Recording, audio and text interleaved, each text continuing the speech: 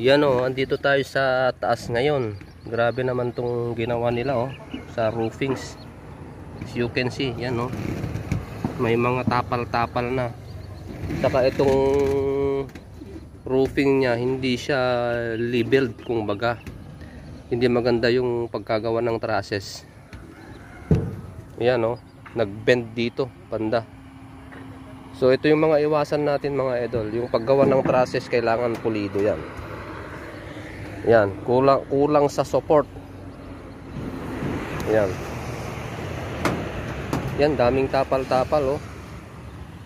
Grabe. Ang nipis pati itong span niya, itong ayan oh. Kita nyo yan? Diyos Maria Josep. Hindi maganda talaga. May mga area hindi maganda. Ito yung ano.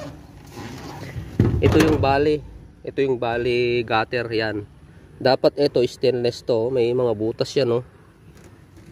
Wala, hindi siya kuan, hindi pulido yung pagkagawa. Yan.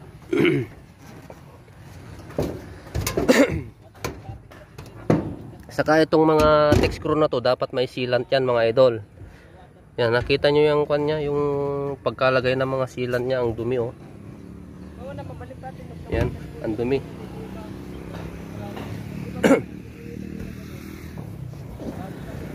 Eto, nag-bend dito oh. Nag-bend dito banda. Dinaya na lang to, hindi nakuha yung tamang pan. Tamang anggulo, hindi talaga pulido. Nag-bend dito. Yan, nag-bend.